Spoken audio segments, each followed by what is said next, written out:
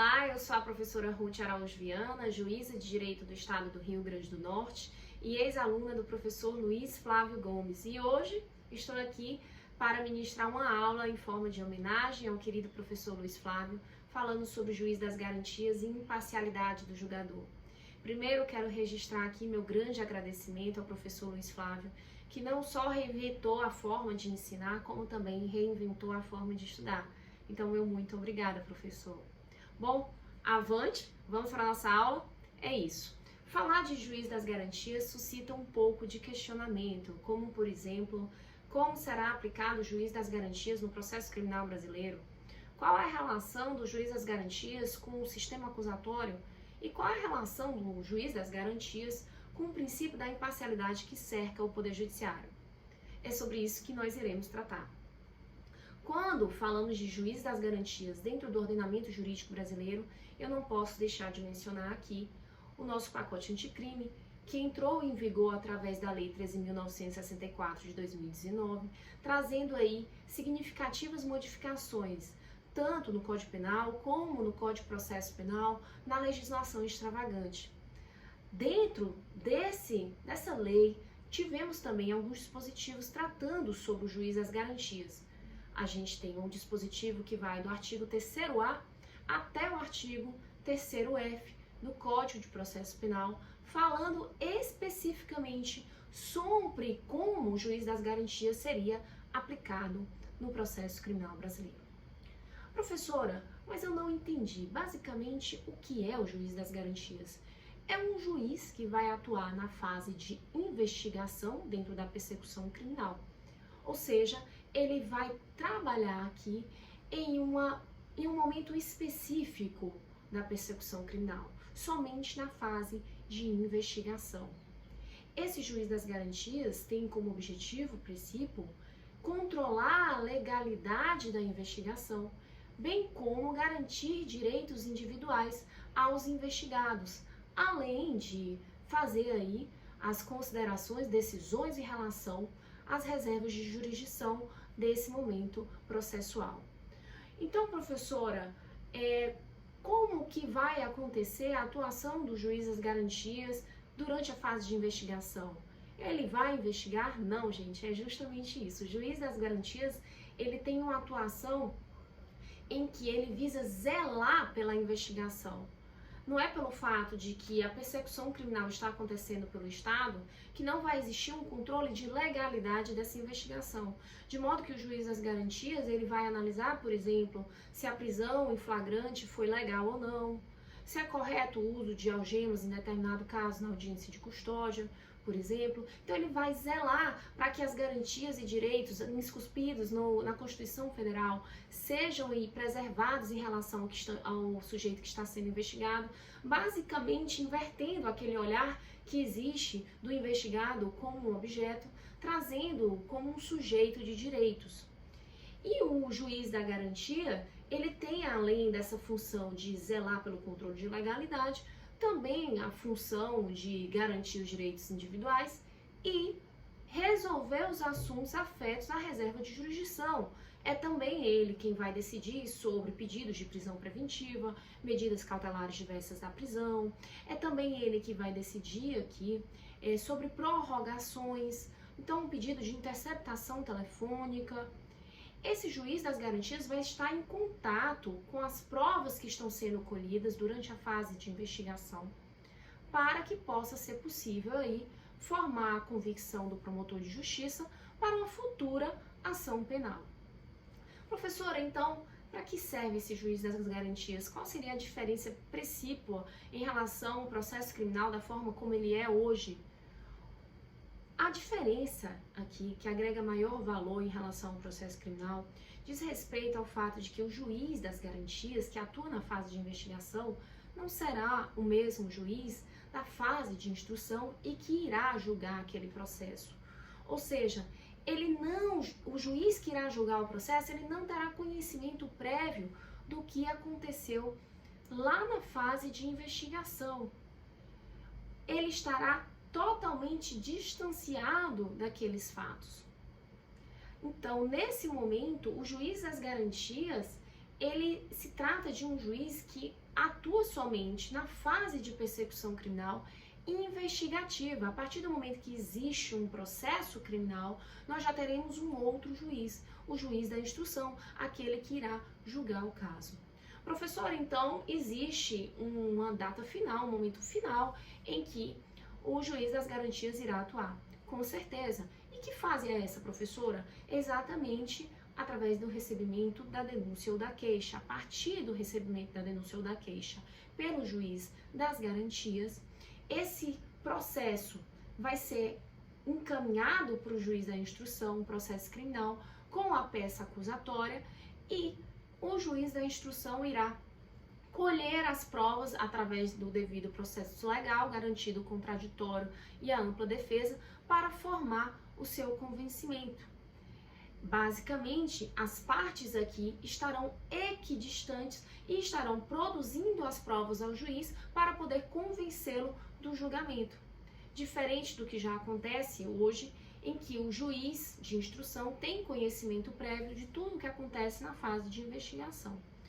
Professora, então, só para eu entender, o juiz da instrução não terá contato com nenhum elemento informativo que foi produzido durante a fase de investigação? Bom, a gente precisa entender isso um pouco melhor. O juiz da instrução, ele poderá ter contato, sim, com alguns elementos de informativos que já foram colhidos na fase de investigação, desde que eles se tratem de provas irrepetíveis, aí estamos falando de provas, também de medida de obtenção de prova e antecipação de provas que são encaminhadas ao juízo da instrução. E as outras informações da investigação, elas ficarão acauteladas, de forma que o juiz da instrução não terá conhecimento sobre essas informações. Elas ficarão totalmente distanciadas, quem poderá ter acesso a elas somente serão as partes, no caso a acusação e a defesa. Então, professor, a relação do juiz das garantias com o sistema acusatório se dá justamente porque ele fortalece o sistema acusatório? Exatamente. É falando sobre esse fortalecimento do sistema acusatório que o Código de Processo Penal, através do pacote anticrime, teve inserido o artigo 3A, que ele fala exatamente que o processo penal terá estrutura acusatória, vedadas as iniciativas do juiz na fase de investigação e a substituição da atuação probatória do órgão de acusação. Basicamente, há um reforço ao sistema acusatório que já foi consagrado pela nossa Constituição Federal. Lá no artigo 129, inciso 1º. Professora, o que diz o artigo 129? O artigo 129 da Constituição Federal diz que cabe ao Ministério Público privativamente oferecer ação penal pública. Cabe ao Ministério Público atuar como órgão acusatório. Veja, observe aí, o nosso Código de Processo Penal é anterior à Constituição Federal. E a Constituição Federal, quando trouxe esse dispositivo lá no artigo 129, deixou bem claro: o sistema que nós iremos adotar aqui nos processos criminais brasileiros será o sistema acusatório, em que não haverá nenhuma confusão entre o poder de acusar e o poder de julgar. Eu quero que isso esteja bem separado, de modo que fique claro que o julgador não irá atuar como órgão de acusação, basicamente pedindo que o julgador aí se distancie o máximo possível das partes para que ele possa conferir paridade de armas à acusação e à defesa. Então, o juiz das garantias veio sim para fazer um reforço ao sistema acusatório já consagrado pela nossa Constituição Federal. E, além disso, deixar bem claro as funções que são de controle de legalidade e garantias de direitos individuais daqueles que estão sendo investigados. Professora, são todos os procedimentos criminais que vão adotar aí o juiz das garantias? São todos os processos criminais que vão autorizar a separação entre um juiz da fase de investigação e um juiz da fase de instrução? Não. Nós temos uma exceção que foi prevista, inclusive, pelo nosso legislador, lá no artigo 3º-C, em que ele deixa bem claro que a competência do juiz das garantias abrange todas as infrações penais exceto as de menor potencial ofensivo, ou seja, os crimes de menor potencial ofensivo, aqueles que estão lá dentro da Lei 9.099, não serão objeto de atuação do juiz das garantias, em razão da brevidade desse tipo de procedimento, que a gente chama de procedimento sumaríssimo. Então, basicamente, nós teremos o juiz das garantias sendo aplicado ao procedimento ordinário e ao procedimento sumário, tá bom? Professora, mas eu quero entender como está funcionando hoje o juiz das garantias no processo criminal brasileiro. Já entrou em vigor?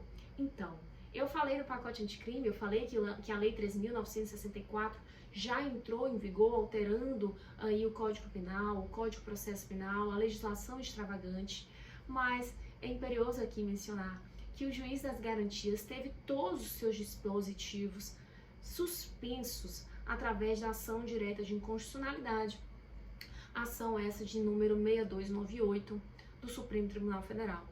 Basicamente, ficaram suspensos todos os dispositivos que tratam sobre como irá acontecer a atuação do juiz das garantias, desde o artigo 3º-A até o artigo 3º-F. Então, professor, há algum novo posicionamento dizendo quando que esses dispositivos irão entrar em vigor? Ainda não há. Inclusive, nós tivemos recentemente no habeas corpus 195.807 do Distrito Federal, também aí julgado pelo Supremo Tribunal Federal, no sentido de que não existiria como, nesse momento, retirar a suspensão que foi feita sob a ação direta de inconstitucionalidade, essa decisão do ano de 2021. Isso só reforça que, por enquanto, esses dispositivos que falam sobre o juiz das garantias estão devidamente suspensos. Porém, não é motivo para que isso seja deixado de lado, até porque o juiz das garantias já é tema de debate dos juristas criminais há alguns anos aqui. Então, apesar de não ter conseguido ainda a eficácia desses dispositivos, há um cenário que aponta que haverá uma incorporação do juiz das garantias, ou que pelo menos é necessário que fiquemos atentos à funcionalidade desse tipo de julgador para fins de garantir aí um sistema acusatório mais rígido e também garantir a imparcialidade, que é o nosso tema já já. Bom, professor, e como está a iniciativa probatória do juízo agora? A iniciativa do probatória na fase de investigação, nenhuma não é autorizada ao juiz de ofício, porém, na fase processual, ainda é autorizado ao juiz de ofício a pedir aí as provas. Veja, há uma crítica doutrinária muito forte em relação a isso, porque diz ser ela permeadora de resquícios do sistema inquisitivo, porém, há ainda essa divergência doutrinária que é bastante salutar a gente apontar. Professora, e sobre a imparcialidade do julgador? Eu gostaria que a senhora falasse, então, qual é a relação do juiz das garantias com a imparcialidade do julgador. Basicamente, quando a gente fala em imparcialidade, nós estamos aqui entrando em uma seara em que a gente busca cada vez mais fazer com que o julgador ele se mostre distanciado dos fatos para não fazer pré-julgamentos e assim antecipar o seu juízo sem sequer ter sido convencido das provas que ainda estão sendo construídas no processo. De modo que Gustavo Badoró afirma que a prévia relação do juiz com um processo prejudica a sua imparcialidade. Por isso que é importante entender o juiz das garantias e a correlação com a imparcialidade do julgador. Bom, essa é a nossa aula. Fiquem com Deus e até logo.